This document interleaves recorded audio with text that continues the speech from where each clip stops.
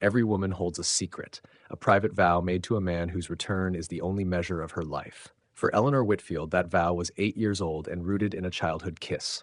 She waited faithfully for her hero, Captain James Ashbourne, to return from the war and claim her hand. But what happens when the hero comes home, scarred and changed, his honor intact, but with a wife on his arm? This is a story of loyalty, loss, and the devastating truth that the fiercest battles are often fought not on foreign soil, but within the chambers of a solitary heart. Will Eleanor choose the stability she deserves or the forbidden love that neither time nor vows can bury? To follow this journey of heartbreak and heroism, be sure to like and subscribe. Part 1, Chapter 1, The Boy Who Left Me. The day the news arrived, Eleanor Whitfield was not in the drawing room, practicing the polite indifference her mother had so diligently taught her, but rather in the untamed garden patch behind Ashbourne Hall, where the ivy grew thick and the sunbeams were caught like gold dust in the air.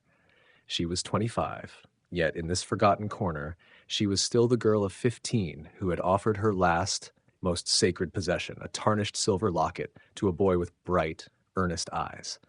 It was in that same sun-dappled spot that James Ashbourne had pressed a kiss, quick and fierce as a summer storm, to her palm before swinging himself into the saddle. "Hold to that, Nora," he'd whispered, his voice already possessing the rough edge of a man determined to leave boyhood behind. "I shall return, a captain in His Majesty's service, and when I do, I shall claim my wife." That single, potent promise had been the unshakable foundation of Nora's adult life. It was a secret vow that beat beneath the gentle exterior she presented to the world. The quiet, dutiful Miss Whitfield, who smiled at the less than gentle advances of local gentlemen, but always, always declined. While her peers lamented the shortage of eligible bachelors, and her mother, Mrs. Whitfield, frequently lamented Nora's own peculiar lack of zeal for matrimony, Nora merely smiled and waited. She had waited through the anxieties of the war, when every post brought news of battles won, and more often, names lost. She had waited through the long, dull years of peace's delayed return, when the bloom of her youth began to feel less like a promise and more like a ghost. Many had courted her in that time. Most recently, there was Thomas, a solicitor from a well-respected family, whose steadfastness offered a comforting, predictable anchor. He was a kind man, eminently suitable, and offered the stability Mrs. Whitfield practically salivated over. "Miss Whitfield," her mother would often say, with the air of a woman discussing a failing investment, "you must stop gazing at a phantom. Captain Ashbourne is gone, or married, or worse. You have a chance for a fine life with Mr. Thomas. Take it before your chances wither entirely." But Nora could not. She possessed a singular, stubborn loyalty. She had been James's companion since they were children, two peas in the same pot of mischief, their estates bordering, their hearts entwined. He was the only person who had ever truly seen her, not as a daughter or an expected wife, but as Eleanor, the girl who preferred climbing trees to needlework. That bond she felt with the fierce conviction of a young woman who had staked her whole future on a memory could not be so easily severed. Then the messenger came. It was an unseasonably warm afternoon in late October. The housekeeper bustled in, her face flushed with excitement. "Miss Nora, it's the news! It's the news from the front!" Nora's heart performed a painful, soaring leap. She dropped the gardening shears, ignoring her mother's sharp, immediate caution against dirtying her muslin dress, and snatched the telegram. It was brief, official, but the words shimmered like gold. Captain James Ashbourne, honorably discharged. Return expected Wednesday. Her breath caught, a laugh of pure, unadulterated triumph escaping her lips. He was alive. He was home. He had kept his word. All the long years of waiting, the quiet refusals, the subtle sacrifice of her own immediate happiness suddenly felt worth it. She was vindicated. James was returning, and he would claim his hand, just as he said. The days until Wednesday were a blur of nervous preparation.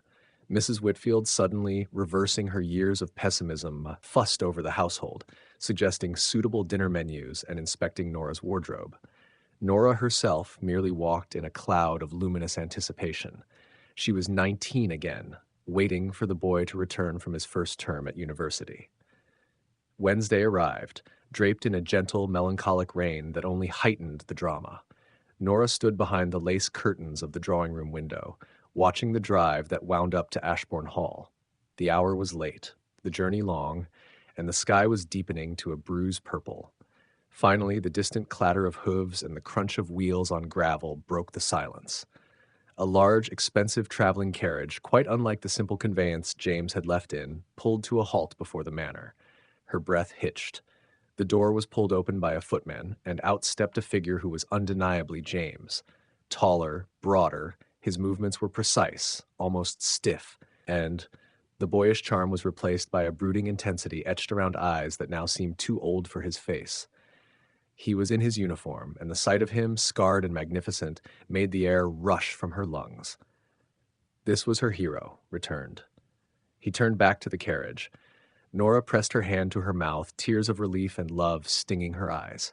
She imagined their meeting, a shared glance, a familiar, unspoken rush to each other, a single, deep embrace that affirmed the loyalty of a lifetime. But the moment did not come. Instead, a delicate hand, gloved in soft kid leather, was placed into his. James offered his arm, and with a measured, public gentleness, he helped his companion alight. The woman who stepped onto the gravel was everything Nora was not. Petite, elegantly gowned in dark silk, and possessed of a luminous, almost fragile beauty. She offered a small, composed smile to the front door, and then turned her gaze up to James. In that moment, the way he looked at her, a formal, protective, yet proprietary look, sent a wave of sickening, icy comprehension through Nora. He was not alone. The woman was introduced to the gathering Ashbourne staff, her voice a silvery, cultured chime. Nora, standing frozen behind the lace, could not hear the name, yet she knew her title with a devastating certainty. The wife.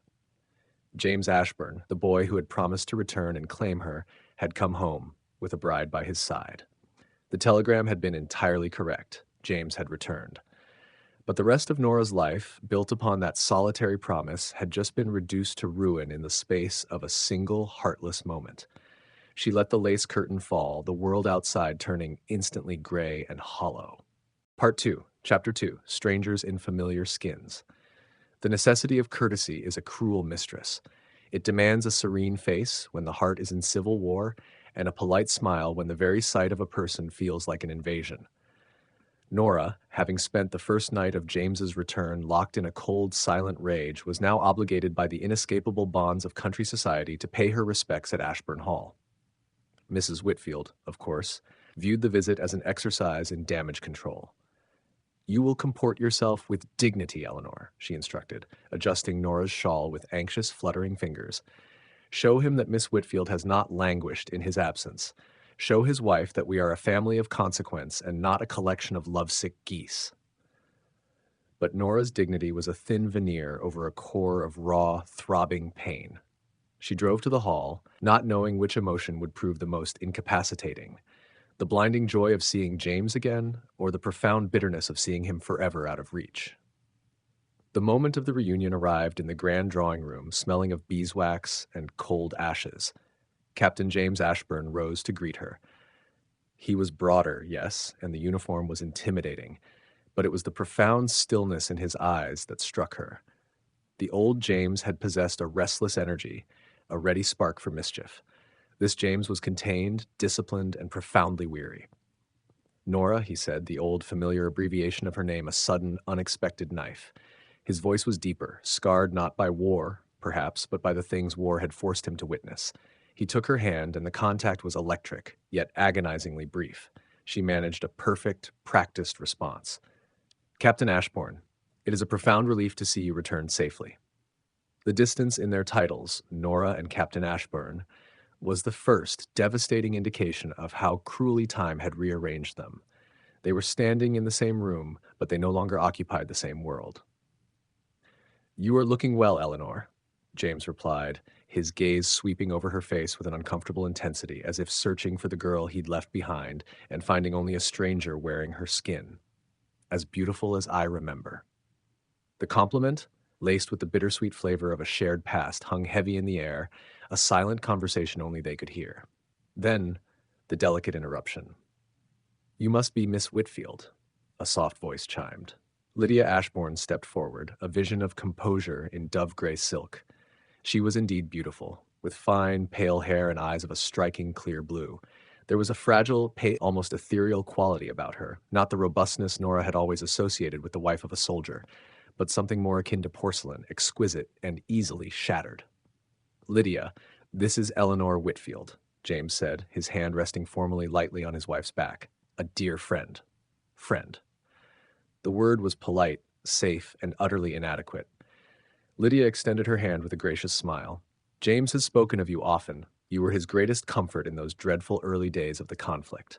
The compliment was kind, the tone genuinely warm, yet every word was a stab.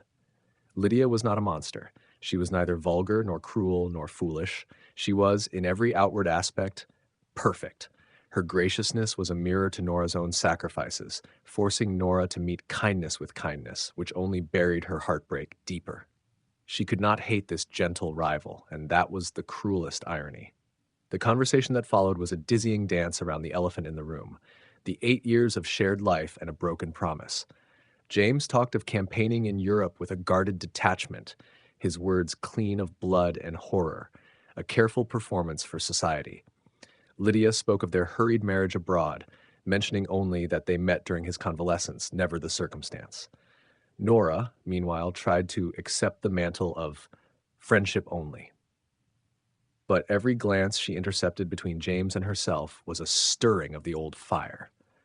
She caught him watching her as she spoke, not with the casual interest of a host, but with a deep, querying melancholy that mirrored her own silent questioning. Once, as Nora was detailing a local scandal concerning a curate and a gamekeeper's daughter, James gave a short, rough bark of laughter. It was the sound of the boy she remembered, open, unburdened, and entirely his own. For a split second their eyes met, and in that shared unspoken memory, the years and the wife and the war all dissolved. A thrill of forbidden longing shot through Nora, making her cheeks flush.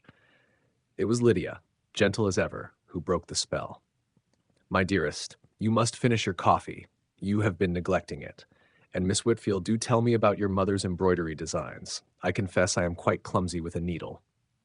The mention of James's domestic comfort, his coffee, his needs, and the subtle, inclusive "my dearest" drew the necessary boundary again. James instantly withdrew, his features recomposing into the controlled solemnity of the captain. As the carriage pulled away, Nora looked back at Ashbourne Hall. James and Lydia stood together on the portico, a picture of married propriety. They were distant, yes, but undeniably connected. Nora knew that buried beneath James's polite conversation lay a wealth of unspoken grief and untold trauma. She saw it in the tension of his jaw, the quick, darting movement of his hands when he thought he was unobserved. But seeing his pain only deepened her loyalty and her desire to comfort him, a desire she now had no legitimate claim to satisfy. The task ahead was monumental, to be a friend to the man she had loved since childhood, to stifle a forbidden love that refused to die, and to watch the gentle, beautiful woman who held the title Nora had always believed was hers. The war had changed James, but the return had changed Nora more profoundly. She was no longer simply waiting. She was fighting a daily, silent battle to bury her own heart. Part 3, Chapter 3, Ghosts of the Battlefield. The weeks that followed James's return settled into a pattern that was at once torturous and exhilarating for Nora. They saw each other often. Proximity was inevitable when two families had been neighbors and friends for generations. The drawing rooms of their estates became quiet battlefields where Nora fought for composure and James fought for distance, while Lydia fought, with remarkable grace, to maintain the appearance of a seamless, happy union. It was during their shared, accustomed ritual of walking the perimeter where the Ashbourne and Whitfield lands met, a private path lined with ancient oaks where they had once carved their initials, that James finally began to lower his guard. He spoke, not of battle lines and victories, but of the weight he carried. One brisk afternoon, the crisp air doing little to dispel the shadows in his eyes, he gestured vaguely toward the horizon. "You see a man who returned, Nora," he murmured, his voice low and roughened like stone. "What you don't see are the men who stayed. And what you certainly cannot know is the constant bargain one makes with Providence to survive, and in doing so, to take on the guilt of those who did not." He confided in pieces, never whole truths. He spoke of the endless cold, of a specific harrowing night in a field hospital and the sheer, brutal responsibility of command. The horror was not explicit, but Nora heard it in the sudden catch of his breath, in the mechanical set of his shoulders, and in the sheer, profound loneliness of his gaze. He was a man who had left a part of his soul behind on foreign ground, and she realized the handsome, boyish shell he presented to society was merely a container for a deeply scarred man. This burgeoning intimacy, born of tragedy, was dangerously intoxicating. It was in these stolen moments of truth that their relationship momentarily reverted, bypassing the wife and the vows, to the bond of the two children who understood each other implicitly. It happened one evening in the Ashbourne library. Nora had been seeking an old atlas, a favorite from their youth, and found James standing by the fire, a glass of brandy cooling in his hand, his eyes fixed on the leaping flames. She approached him, drawn in by the deep well of his solitude. "I cannot find the Old World Atlas," she said softly. "The one with the hand-drawn shipping routes?" He turned, startled, his thoughts clearly 100 leagues away. "Ah, it's moved. I brought it with me, to remind myself of home." He reached for a high shelf, pulling down the heavy, leather-bound volume. As he handed it to her, his focus still slightly distant, their fingers brushed. It was a mere accident, the fleeting contact of skin against skin. Yet the shock that passed between them was so sharp and intense it might have been a physical blow. James's eyes snapped into focus, burning with a light that was unmistakably the forbidden longing they both desperately suppressed. His hand did not immediately withdraw. For a breathtaking moment, a dangerous second stretched taut with unspeakable desire, they were simply two people whose history had not ended, whose love had never faded. He drew his hand back instantly, the motion abrupt and harsh, almost as if he had been burned. A look of self-reproach, dark and painful, crossed his face before he retreated, turning back to the fire with a forced, rigid formality. Nora's hand trembled where he had touched her, her heart hammering against her ribs, testifying to the fact that their connection was not dead, but merely hidden beneath the thinnest layer of propriety. This realization, that James was still her James beneath the uniform and the scars, fueled a deep, intuitive suspicion about his marriage. Nora began to watch James and Lydia with the keen, objective gaze of a novelist observing her subjects. She noticed the quiet formality of their interactions. There was none of the easy banter or private jokes that characterized true intimacy. They were unfailingly polite, solicitous even, but their affection seemed more like a carefully maintained exhibit than a vibrant, shared life. James would watch Lydia with a look of immense protective care, but never with passion. And Lydia. Despite her perfect exterior, Nora often caught a fleeting expression in her blue eyes, a shadow of profound sadness or anxiety, quickly masked by a smile. Once, Nora saw Lydia flinch when James approached her too quickly. She was beautiful, she was kind, but she carried her own untold grief. The distance between them was not a matter of temperament, but of circumstance. James's marriage to Lydia, Nora concluded, was not one born of passion, but of necessity, a debt paid, a promise kept to someone else, or perhaps a means of survival. This suspicion offered Nora a dangerous sliver of hope, even as she tried to crush it underfoot. Meanwhile, her mother's campaign to divert her affections gained ground with the persistent courtship of Mr. Thomas. He was a reliable man with kind eyes and a steady disposition. He offered no dramatic tales of war, only the comfortable promise of a warm hearth and a life free from turmoil. Thomas did not demand the wild, intense devotion James commanded. He asked only for shared respect and quiet affection. He represented stability, the very quality Nora's heart seemed so determined to reject. "He is a good man, Eleanor," Mrs. Whitfield insisted one morning, folding a stack of linen. "He is here, he is real, and he has asked permission to call again. James Ashbourne is another one. You cannot afford to live in a tragedy, my dear. Thomas offers you a life you deserve." Nora looked at the letter she held, Thomas's neat, forthright script, and felt the crushing weight of reality. To choose Thomas was to choose peace, respect, and a future. To cling to James was to choose scandal, pain, and a perpetual, agonizing stalemate. But how could she settle for a life of quiet resignation when the ghost of a glorious, forbidden love had just brushed her hand in the library? She was standing at a crucial precipice, torn between the rational choice and the love that had defined her existence. Part 4, Chapter 4, The Breaking Point. The true depth of a secret is often only revealed by the force required to keep it buried.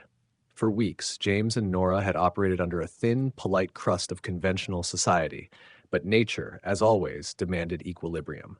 The mounting pressure of unspoken history, wartime ghosts, and a marriage of convenience sought a release. That release came on a night when the weather perfectly mirrored the turmoil in their hearts. A tempest broke over the county, a furious storm that rattled the old casements of Ashbourne Hall and sent rain lashing against the glass like 1,000 accusing fingers. Nora had been forced to take shelter at the hall, having been caught in the downpour while visiting her aunt nearby. With Mrs. Ashbourne retired early, citing a severe headache, a common occurrence lately, the large house felt suddenly empty, save for James and Nora, confined to the dimly lit library. The forced intimacy of the situation, coupled with the howling wind and the distant peal of thunder, stripped away the artifice. James was pacing the length of the carpet, his uniform jacket discarded, his linen shirt open at the throat. He was restless, tormented, the scars of his spirit more visible than ever. "This silence is unbearable, Nora," he finally said, turning to face her. The formality of his tone had cracked, revealing the desperate man beneath. "Do you believe, truly, that I returned home without remembering what I left behind?" Nora stood by the fireplace, her hands gripping the mantel until her knuckles were white.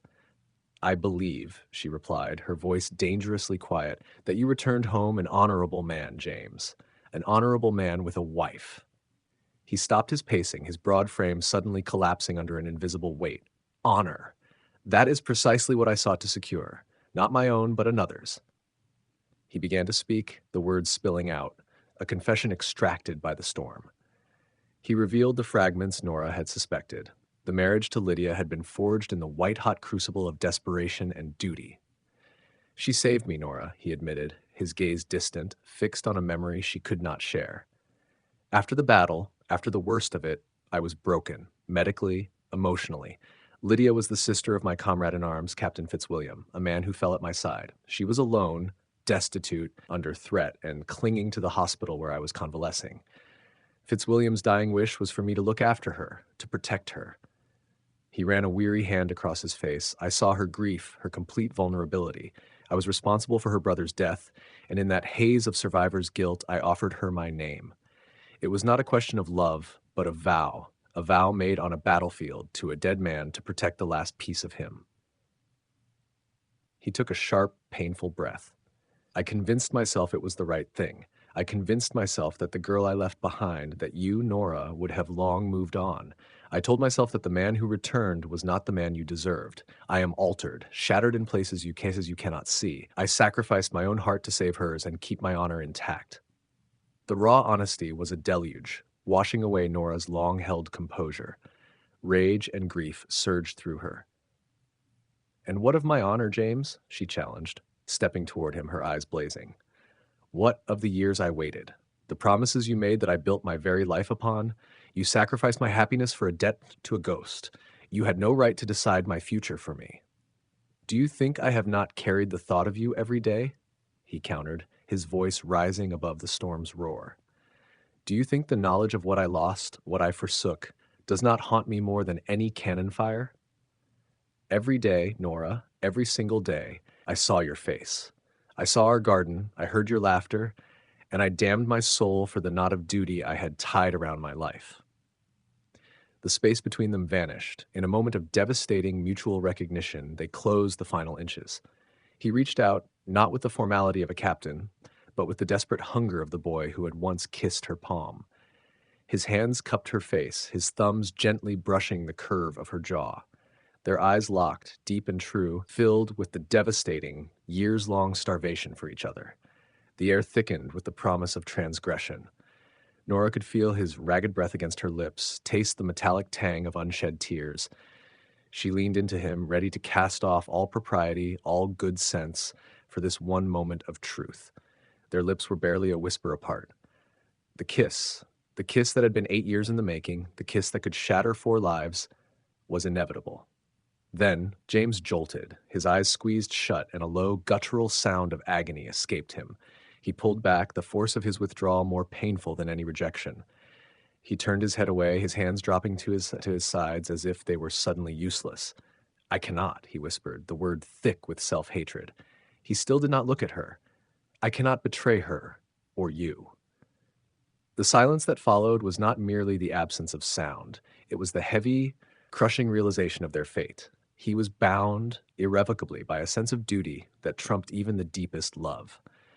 Nora stood reeling, torn between the rage that he had broken her life and the profound, renewed love for the tormented man who would not dishonor his vow, however foolishly made. She turned, walking toward the door, her composure restored by a cold, absolute clarity. "Then let us not pretend, Captain Ashbourne," she said, her voice steady despite the tears streaming silently down her cheeks. "Let us not pretend that friendship will suffice. You have chosen your path. I must now choose mine." She walked out into the storm, leaving him alone with his ghosts and his honor, knowing she had reached the breaking point. The choice was clear. She must accept the stable reality offered by Thomas, or allow James's broken promise to break her too. Part 5, Chapter 5, Whispers and Betrayals. The rain had stopped, but the storm's aftermath lingered, not just in the sodden gardens, but in the drawing rooms of the local society. There's nothing a small, confined community enjoys more than an unexplained, emotionally charged interaction, and the knowledge that Miss Whitfield had remained at Ashbourne Hall during Captain Ashbourne's late-night confession, and left abruptly thereafter, spread with the speed of wildfire. Gossip, a silent, vicious entity, began to coil around Nora and James. Though no one could name the transgression, everyone could smell the danger. Whispers followed Nora like a shadow. Was Miss Whitfield heartbroken? Was the captain regretting his hasty marriage? Poor Mrs. Ashbourne, so delicate, must surely be suffering. Mrs. Whitfield, mortified by the threat of scandal and her daughter's continued emotional wreckage, redoubled her efforts. "Eleanor, you are handing your reputation to the gossips on a silver platter," she hissed. "The only way to silence this chatter is to secure your future. Accept Mr. Thomas. He is a shield, my dear, and a very respectable one." Nora was emotionally depleted, weary of the fight, and convinced by James's final painful refusal that their love was truly a lost cause. He had chosen his honor, and now she must choose her dignity. The final push, however, came not from her mother or from the judging eyes of society, but from the person Nora least expected, Lydia Ashbourne. The encounter took place on a cool afternoon in Nora's own parlor. Lydia arrived unannounced, her composure slightly less perfect than usual, her clear blue eyes holding that familiar, fragile sorrow. She accepted tea but did not drink, instead placing the delicate cup on the saucer with a tremor Nora instantly noticed. "Miss Whitfield," Lydia began, her voice soft but steady. "I did not come to accuse you, or to demand promises." Nora braced herself for the inevitable cold fury of a betrayed wife, but it never came. "I came," Lydia continued, twisting the thin gold wedding band on her finger, "because I can no longer bear the silent war between us. We are, in a wretched way, both victims of James's sense of duty." Nora stared at her, stunned. "I have known almost from the beginning," Lydia confessed, her voice dropping to a near whisper. "That night, when he returned to the barracks after proposing, he was a ghost. Later, I realized I was not the solace he sought, but the penance he paid. I knew there was a lady he left behind, a lady he loved." Lydia finally raised her gaze, and the profound sadness in her eyes was unmistakable. "And when I see the way he looks at you, guarded, yet utterly lost, I know you are that lady. He loves you, Miss Whitfield. Not as a friend, not as a memory, but as the enduring truth of his heart." The confession was a betrayal to the foundation of Lydia's marriage, but a shocking relief to Nora. It confirmed everything she had suspected, and everything James had failed to say clearly. The man she loved, loved her still. Yet this knowledge brought no triumph, only immense sadness. "Then why, Mrs. Ashbourne?" Nora asked, her voice barely audible. "Did you accept him?" Lydia's composure wavered, and a single tear traced a path down her cheek. "My brother was everything to me. When James offered me his name, he offered safety, respectability, and a future free from ruin. I took his hand to survive. He took mine to honor a debt. It is a marriage of desperate circumstance on both sides. But, Miss Whitfield, James is a man of vows. He saved me. I cannot now be the cause of his dishonor. I cannot be the reason he breaks his promise." The noble sorrow in Lydia's words shattered the last vestige of Nora's hope. She saw then the depth of the trap James had built for himself. He was bound to a woman he respected and pitied, but did not love, and his honor would keep him there forever. Nora, her heart aching with a shared grief for all three of them, made her final devastating resolution. "You have my word, Mrs. Ashbourne," Nora said, speaking with a clarity that belied her inner turmoil. "I will not stand as an obstacle to your peace or James's honor. The past is dead. We must all choose life." Later that evening, Nora wrote a short, decisive note to Mr. Thomas. She accepted his proposal of marriage. The following morning, she found James waiting for her by the gates of her property. He had heard the rumors, seen the change in her posture, and the fear in his eyes was palpable. "Eleanor," he said, his voice low and ragged. "Thomas, is it true?" "It is," Nora confirmed, meeting his gaze with the unwavering strength born of absolute agony. "He is kind, James. He is here, and he offers me the life that you, Captain Ashbourne, chose to forfeit." James stood there, magnificent and broken, a man tortured by his own vows. He watched her slipping from his life, not through a lack of love, but through an overabundance of honor. He wanted to reach for her, to beg, to finally choose her over the ghost of duty, but the memory of Lydia's fragile trust and his own spoken vows held him captive. He was silent, a monument to regret, as Nora turned and walked toward the security and peace Thomas offered, even if her heart remained stubbornly anchored to the man she was leaving behind. Part 6, Chapter 6, A Love That Endures. The engagement gathering for Miss Eleanor Whitfield and Mr. Thomas was a spectacle of relief and celebration for everyone in the room, save for Nora herself. The Whitfield drawing room was crammed with well-wishers, the air thick with the scent of lilies and the hum of satisfied societal approval. Mrs. Whitfield moved among the guests like a victorious general, while Thomas, earnest and kind, stood by Nora's side, radiating a quiet joy that she felt utterly undeserving of. Nora wore a gown of pale blue, a color meant to signify serenity, but she felt only a dull, aching emptiness. Her decision to accept Thomas was logical, respectable, and necessary. It was, quite simply, the mature surrender of a dream. But as she accepted congratulations, she could only see the face of the man whose life she was finally, formally quitting. Then the murmuring faltered.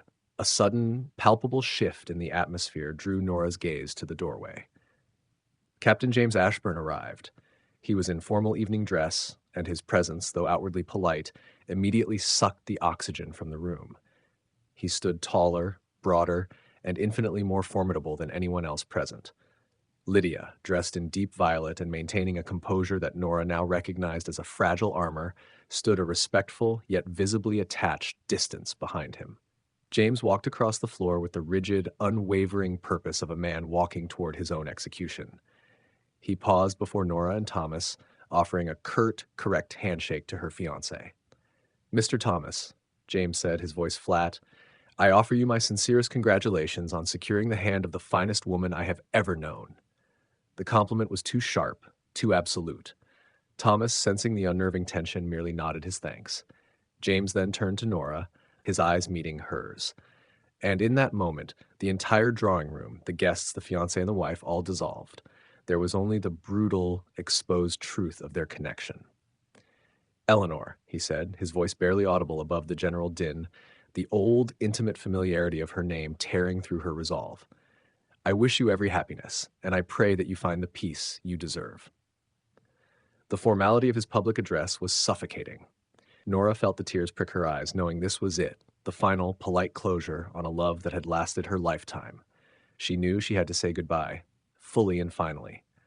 "Thank you, James," she replied, her own voice husky with suppressed emotion, "and I wish you and Mrs. Ashbourne health and enduring fortune." But James Ashbourne, captain of His Majesty's service and captive of his own honor, could not let the lie stand. The decades of history, the shared dreams, the storm-tossed confession, and the agonizing regret of the near kiss finally broke him. He leaned in, dangerously close, and spoke with a low, fierce intensity that was meant only for her ears, a charged confrontation that sliced through the polite din like a knife. "Do not insult us both with pretty lies, Nora. I arrived tonight because I could not bear to let you go into your new life believing I have forgotten you. I have loved you since you were 10 years old, and I shall love you when I am 100 years old. You are the soul of my life, the only joy I have ever truly sought." Nora's breath hitched, her control shattering. This was the truth she had waited 8 years to hear, delivered at the one moment when it was utterly, tragically too late. "But James," she whispered back, tears finally spilling onto her cheeks, "you chose, and your honor binds you to Lydia. You cannot break her, and I cannot be the cause of your ruin." "I know," he said, the admission a raw wound. He straightened up, the decision etched in the tortured lines of his face. "And that is why we must let each other go."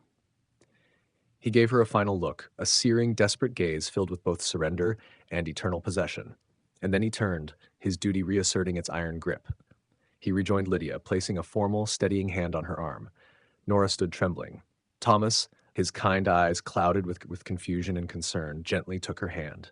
He knew then the depth of the shadow he was accepting into their marriage, but his steadfastness did not waver.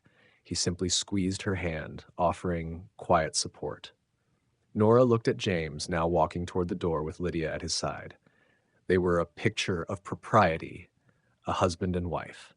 But Nora could see the tension in his shoulders, the deliberate pace of his steps, the way his gaze never once looked back. With a final profound heave of acceptance, Nora turned her back on the doorway, turning toward Thomas. She walked into her new life, choosing stability, peace, and the kind, simple love of a good man. James and Lydia exited the hall, stepping out into the cool night air. He had his wife at his side, his honor intact. But as he looked back at the house, at the brightly lit window where he knew Nora stood, he knew the enduring, immutable truth. Their lives were forever separate, but their hearts would remain permanently, eternally bound to one another. A love that had survived war, distance, and vows, destined to endure as a profound, bittersweet memory that time could never diminish. And so their tale concludes, not with the glorious fanfare of a long-awaited reunion, but with the quiet, devastating sacrifice of two souls too noble to commit a transgression that would destroy others. Eleanor walked toward a life of peace with Thomas, and James remained bound by the honor that became his cage. Though they are parted, their love, fierce and true, endures as a bittersweet ghost in the halls of their memory. Thank you for listening to this entire story. If this tragic tale of loyalty and sacrifice moved your heart, please take a moment to like this video. Subscribe to the channel and leave a comment below telling us which character's choice you found the most agonizing.